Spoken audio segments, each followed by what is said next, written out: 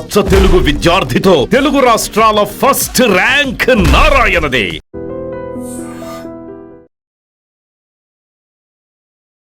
నమస్కారం, welcome to I dream. ధర్మ మార్గం విత్ విజిత కార్యక్రమానికి స్వాగతం.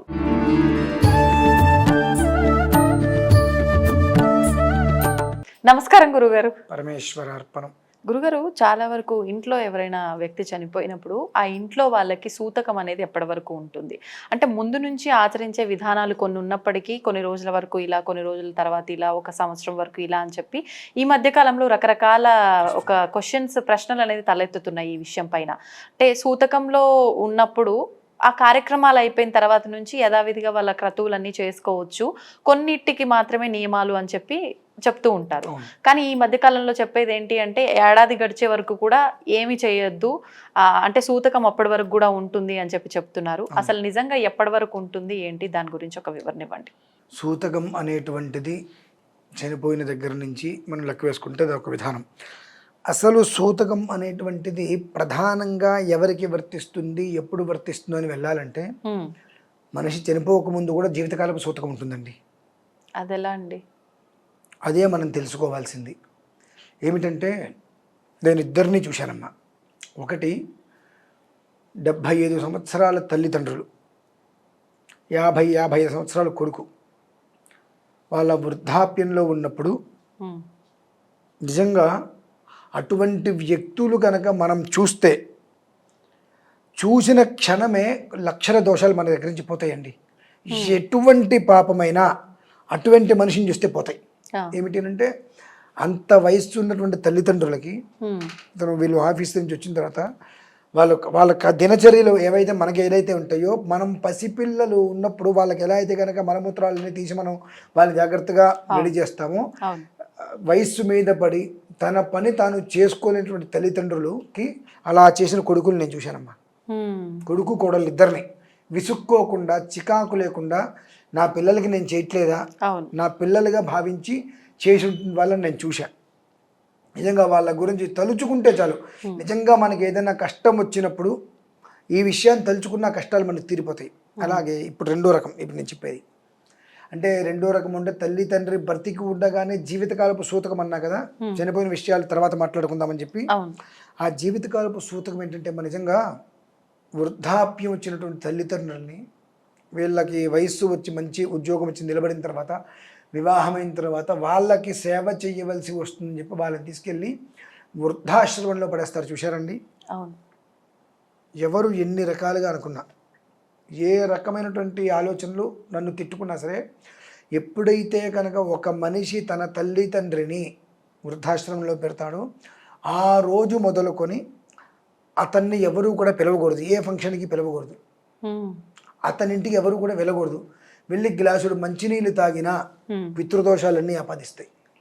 అంటే వాడు ఆ తల్లిదండ్రులు తండ్రి 3 నెలలు ఇక్కడ పెంచుకున్నటువంటి ఒక్క బీజాన్ని తల్లి గర్భంలోకి ఇచ్చిన తర్వాత 9 మాసాలు కడుపులో ఉంచుకొని మోసి, నవమాసాలు నిన్ను మోసి పాలిచ్చి పెంచేటటువంటిది ఏదైతే ఉంటుందో, 9 మాసాలు నిన్ను కడుపులో మోసి కన్న తర్వాత పాలిచ్చి పెంచి ఇంతటి వాడిని చేసిన తర్వాత నీ చిన్నప్పుడు నీ మలమూత్రాలని విసర్జించి తీసి నువ్వు వాళ్ళు అన్నం తింటున్నా సరే నీకు తెలియదు అవన్నీ కూడా.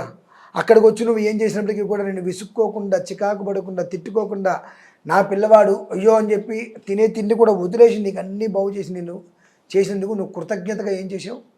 వాళ్ళకి అవసాన దశ వచ్చినప్పుడు వృద్ధాప్యంలో పిలిచావు కదండి, అటువంటి వాడు ఎవరైతే ఉన్నాడో వాడు బ్రతికున్నంతకాలం వాడికి అశౌచమేనండి. తల్లిదండ్రి చనిపోయిన తర్వాత వచ్చే అశౌచం వేరు. తల్లిదండ్రి బ్రతికి ఉండగా వాళ్ళకి సేవ చేసుకోవడానికి నిరాకరించి వృద్ధాశ్రమంలో పెడతారు. చూశారండి? ఆ పెట్టినటువంటి పిల్లలు ఇంటికి వెళ్ళి మంచినీళ్ళు తాగినా జన్మతహగా ఆ పాపానికి నిష్కృతి లేదు తాగిన వారికి. ఎందువల్లంటే అంతటి ధూర్తుడు, కృతజ్ఞుడు, క్రూరుడు, అంతకు మించి విశ్వాసఘాతుకుడు ఇంకెవరు ఉండరు. కన్న తల్లి తండ్రిని నువ్వు బయట పడేసేసావు, తీసుకువెళ్ళి వృద్ధాశ్రమంలో నువ్వు పెంచలేక పడేసావు అంటే వాళ్ళే చిన్నప్పుడు ఆ పని చేసి ఉంటే నువ్వు బ్రతికేవాడుగా. నీకు బ్రతుకునిచ్చినటువంటి తల్లిదండ్రిని వాళ్ళు నువ్వేం చేసావు? వాడి వంక చూసిన మహాపాపం అండి. అంతకు మించినటువంటి అశౌచం ఇంకొకటి లేదు. వాడు ఏ ప్రోగ్రాం చేసినా ఇప్పుడు తెలియక మనం వెళ్ళటం వేరు, చాలా మందికి తెలిసి తల్లిదండ్రులు వృద్ధాశ్రమంలో పెట్టేశాడని తెలిసి కూడా అతను ఏదైనా కాస్త వ్యవహారికం చేస్తుంటే మన్నన పొందడం కోసం చెప్పి చాలా మంది వెళ్తూ ఉంటారు. అటువంటి వారందరికీ కూడా తిలా పాపం తలా పిడికుడు అని చెప్పి ఆ కర్మ అందరినీ కట్టి కుడిపేస్తుందండి.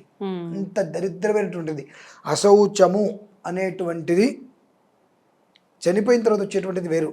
చనిపోకముందే జన్మాంతంగా వాడి నుంచి 100 మందికి పాకేటువంటిది ఏదైనా ఉన్నదంటే ఇదే. ఈ పితృదోషాలు వస్తున్నాయి, పితృశాపాలు వస్తున్నాయి, కుటుంబం వృద్ధి చెందలేకపోతుంది, ఎంత సంపాదించినా స్థిరం లేకుండా పోతుంది అంటే దానికి మూలం ఇదేనండి. ఇది తగ్గించడం కుదురుతుందా? దీన్ని తీయటం కుదురుతుందా? కుదరదు. ఎందువల్లనంటే నిన్ను పెంచి పెద్ద చేశారు కదా, వాళ్ళకి నువ్వు ఇచ్చేటువంటి కృతజ్ఞత ఏంటండి? ఇటువంటివి ఇలాంటివి అనేకం జరుగుతున్నాయి. అవునండి. మరి ఇటువంటివి చేస్తున్నప్పుడు అశౌచం అనేటువంటిది ఏర్పడుతుందా ఏర్పడదా? నీ తల్లి తండ్రిని నువ్వు పోషించడానికి తట్టుకోలేక పోషించలేక ఇవాళ నీకు అన్ని వసతులు ఉన్నాయి. నువ్వు పుట్టినప్పుడు ఏం వసతులు ఉన్నాయండి? ఏమీ లేకపోయినా నిన్ను పొత్తిళ్ళలో పెట్టుకుని కాపాడారుగా. మరి ఆనాడు నిన్ను వదిలేసింటే నువ్వు అప్పుడు చచ్చిపోయేవాడివి. కానీ నీ అంత క్రూరంగా వాళ్ళు ఆలోచించలేదుగా. నువ్వు పెద్ద తర్వాత ఏం జరుగుతావో నీ రాతను కనలేదు, నిన్ను కన్నారు. ఎలా అనిపిస్తుందంటే నేను కన్నవాళ్ళు మాత్రం బాగుండాలి, నేను కన్నవాళ్ళు బాగుండాలి, నన్ను కన్నవాళ్ళు ఎలా అయినా పర్లేదు. రేపొద్దు నీ గతి ఏమవుతుంది? మరి నీ పిల్లలు ఒకప్పుడు పండగలు వస్తే మనవాళ్ళు మనవరాలని చెప్పి అందరూ ఎంతో చక్కగా ఆడుకునేవారు. ఇవాళ పండుగలు వస్తున్నట్టు ఎక్కడ ఎవరు పెద్దగా ఏం కనిపించట్లేదు. ఈ రోజు నువ్వు చేసింది రేపొద్దు నీ కొడుకు నీకు చేస్తున్నాడు కదండి. ఈ రోజు నువ్వు ఏదైతే చేసావో వాళ్ళకి ఒకప్పుడు అంతా ఉమ్మడి కుటుంబంగా ఉండేవాళ్ళం. ఇవాళ ఎవరికి ఎవరు సంబంధం లేదు. నా పిల్లలు మాత్రం బాగుండాలి అంటే నేను కన్న పిల్లలు బాగుండాలి, నన్ను కన్నతండ్రి ఎలా పోయినా పర్లేదు నువ్వు అనుకుంటున్నావు చూసావా? ఆ గతి నీకు పడుతుంది, మామూలుగా పట్టదండి. అటువంటిది ఏదైతే మామూలుగా పట్టదు అంటాను, శపించడం కాదు. ఎప్పుడైతే నువ్వు తల్లిదండ్రులని పడేసావో అది తెలిసినటువంటి వ్యక్తిని ఇంట్లో మంచిది తాగడండి. తాగాడు అంటే వాడికన్నా దుర్మార్గుడు ఇంకొకటి ఉండడు. అంటే ఇక వెలివేసినట్టే వాడి జన్మాంతము కూడా. అటువంటి స్థితి వాడిదండి అశౌచము అంటే. మహిళ అంటే వాడికి పట్టేదాన్ని మహిళ అంటారు. మనిషి చనిపోయిన తర్వాత కొంతకాలం ఏదో చేస్తారో దానికి ఇంకొక వీడియో వివరంగా చెప్తా. అది సమస్య కాదు అసలు. ఇది ప్రధానంగా ఏదైతే నీ తల్లి తండ్రి వాళ్ళ ఒక రక్తమాంసాల్ని కరిగించి నిన్ను కన్న తర్వాత ఆమె రక్తాన్ని విరిచి పాలగా మార్చి నీకు పాలిచ్చి తనకు కావాల్సిన ఇష్టమైన పదార్థాలు మొత్తం కూడా ఆపేసి నేను ఇష్టమైన పదార్థాలు తింటే ఆ పాలు పిల్లలు తాగితే పిల్లల ఆరోగ్యం దెబ్బతింటుందని చెప్పి నీ కోసము అంత కష్టపడి మరుజన్మ ఆడవాళ్ళకి మరుజన్మ. ప్రసవ వేదన అంటే ఒక పురుషుడిగా ప్రసవ వేదన వస్తే తెలుస్తుందండి. నిజంగా చెప్తున్నాను. మీరు ఏదైనా అంటే ఎవరెలా అనుకున్నప్పటికీ కూడా నిజంగా ఒక పురుషుడి గర్భం దాల్చి ఆపరేషన్ చేయడం కాదు, ఆడవాళ్ళకి ఎలా అయితే కనుక స్వయంకృతంగా ఏర్పడుతుందో అటువంటి స్థితి వీడికి వచ్చిందాడు. వీడు బ్రతికేమవుతుందండి? బ్రతుకుతాడు వీడు? బ్రతకగలడా? భగవంతుడు స్త్రీకి ఇచ్చిన గొప్ప వరం. ఇక ఆమె ఉంటుందో లేదో కూడా తెలియకుండా అంత బాధ అనుభవించి కొంతమంది చనిపోతారు కూడా ఆ స్థితిలో.